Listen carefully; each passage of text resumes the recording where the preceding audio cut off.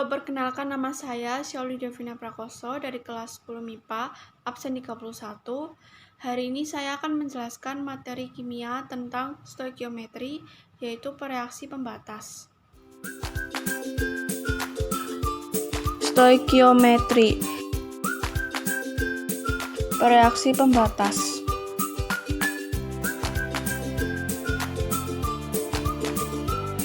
Pengertian stoikiometri.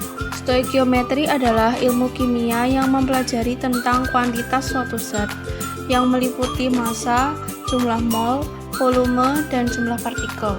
Saat mempelajari stoikiometri, kita akan selalu bertemu dengan koefisien. Apa itu koefisien? Koefisien merupakan bentuk perbandingan mol, volume, atau jumlah partikel.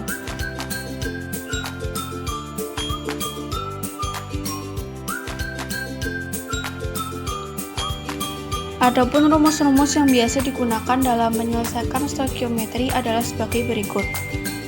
Mol bisa dicari dengan massa dibagi dengan mR, volume dibagi dengan 22,4 liter dalam keadaan STP, jumlah molekul dibagi dengan 6,02 dikali 10⁻23, atau bisa juga dengan mol 1 dibagi volume 1 sama dengan mol 2 dibagi dengan volume 2.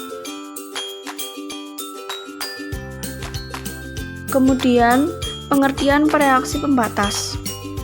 Zat-zat yang direaksikan tidak selalu tepat sesuai dengan koefisien reaksi. Jumlah zat pereaksi atau reaktan bisa kurang atau lebih banyak dari yang diperlukan agar reaksi dapat berjalan dengan sempurna.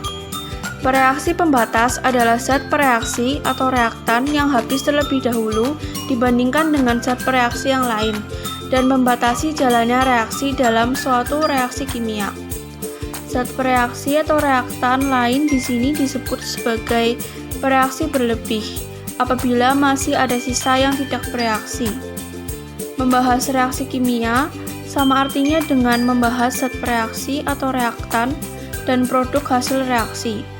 Zat pereaksi atau reaktan biasanya ditulis di ruas kiri, sedangkan produk ditulis di ruas kanan. Zat pereaksi atau reaktan tersebut akan berubah menjadi produk jika memenuhi perbandingan koefisien tertentu. Perbandingan koefisien biasanya mengacu pada jumlah mol yang terlibat selama reaksi berlangsung.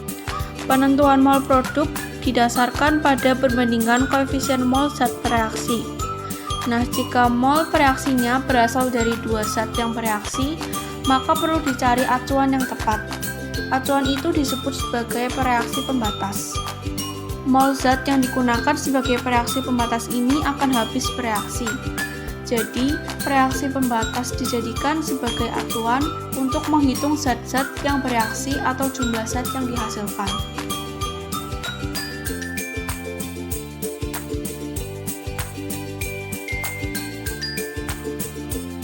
Perhitungan reaksi pembatas. Misalnya, A besar direaksikan dengan B besar, membentuk C besar menurut persamaan reaksi berikut ini. A kecil A besar direaksikan dengan B kecil B besar, membentuk C kecil C besar. A kecil, B kecil, dan C kecil adalah koefisien reaksi, sedangkan A dan B besar adalah zat pereaksi atau reaktan, dan C besar adalah hasil reaksi atau produk. Jika A dan B besar, keduanya diketahui salah satu, baik massa, mol, jumlah partikel, atau volumenya, maka salah satunya sebagai reaksi pembatas. Reaksi pembatas dapat dicari dengan mengubah yang diketahui menjadi mol, kemudian membaginya dengan koefisien masing-masing. Contohnya, jika mol A dibagi dengan koefisien A lebih kecil dari mol B dibagi dengan koefisien B, maka A sebagai reaksi pembatas. Namun sebaliknya, jika mol A dibagi dengan koefisien A lebih besar dari mol B dibagi dengan koefisien B, maka B sebagai reaksi pembatas. Dari kedua pernyataan di atas, dapat disimpulkan bahwa kunci mencari reaksi pembatas adalah dengan membagi mol zat dengan koefisiennya. Yang nilainya paling kecil itulah reaksi pembatas. Ingat, nilai yang diperoleh hanya digunakan untuk mencari reaksi pembatas. Reaksi pembatas dapat dicari dengan rumus mol dibagi dengan koefisien. Cari yang paling kecil.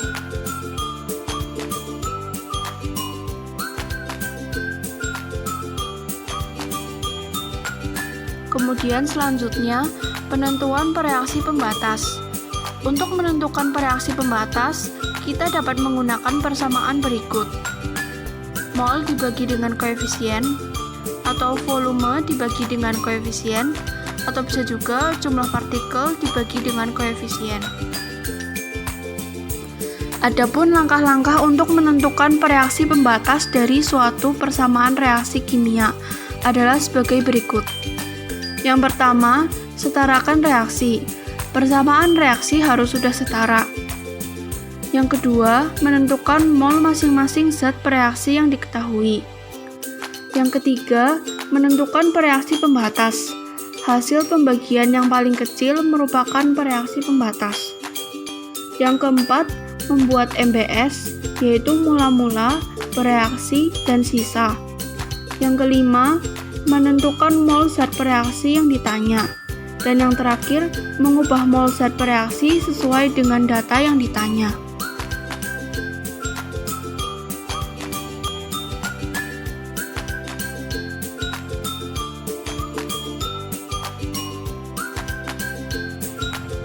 Contoh soal dan pembahasan soal.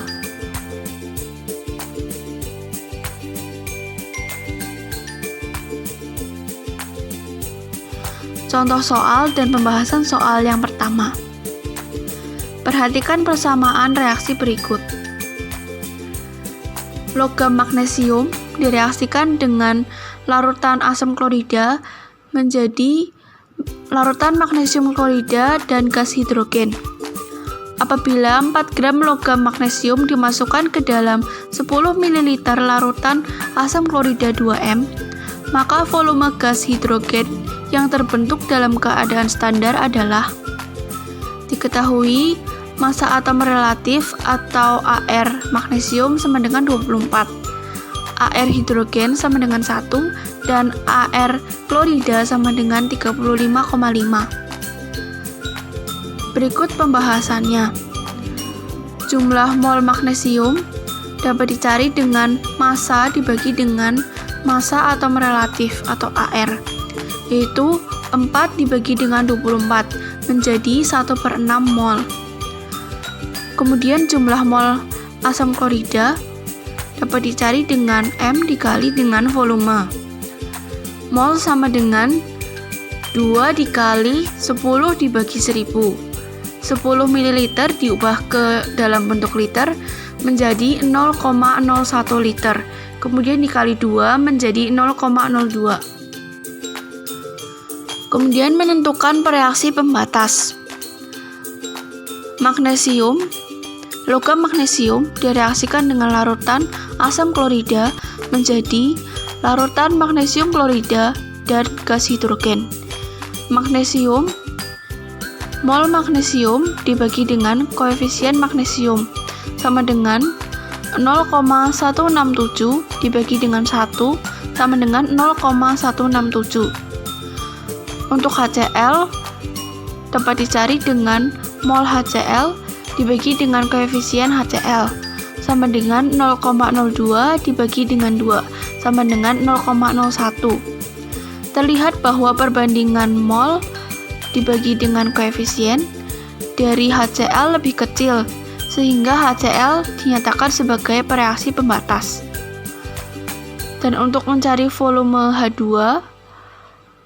dapat dicari dengan mol H2 banding mol HCl sama dengan 1:2. Mol H2 sama dengan setengah dikali mol HCl sama dengan setengah dikali 0,02 sama dengan 0,01. Sehingga volume H2 sama dengan 0,01 dikali dengan 22,4 liter sama dengan 0,224 liter. Jadi, volume gas H2 yang terbentuk dalam keadaan standar adalah 0,224 liter.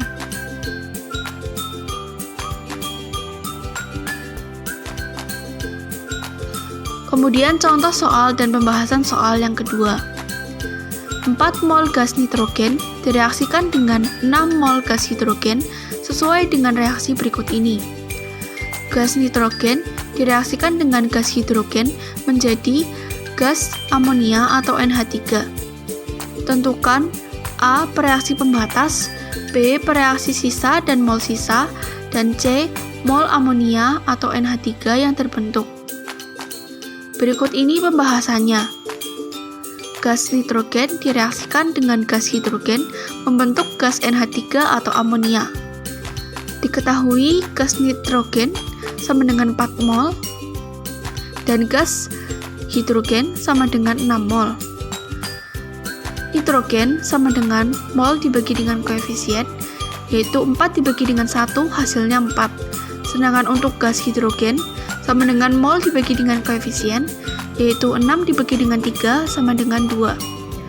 Karena 4 dan 2 lebih kecil, maka hidrogen dinyatakan sebagai pereaksi pembatas.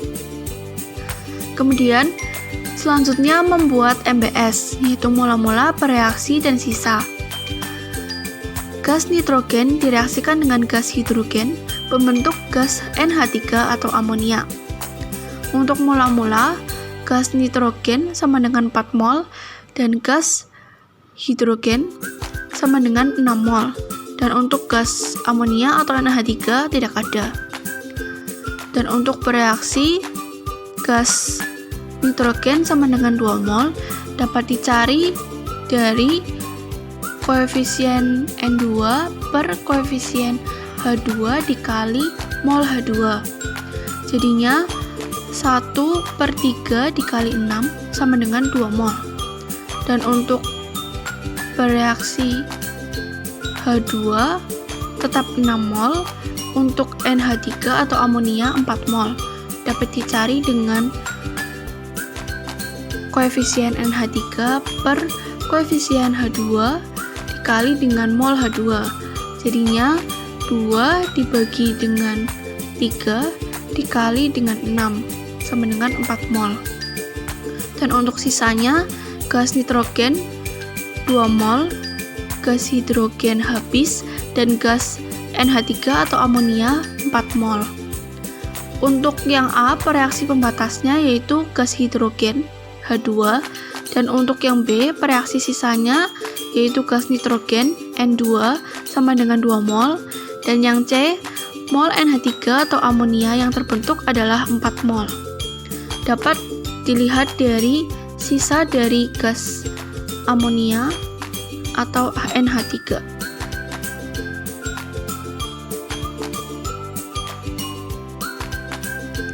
Kemudian selanjutnya ada rangkuman pereaksi pembatas. Ditentukan dengan cara membagikan mol dengan koefisiennya. Rumus pereaksi pembatas yaitu mol dibagi dengan koefisien. Pilih yang terkecil. Kemudian pereaksi pembatas habis.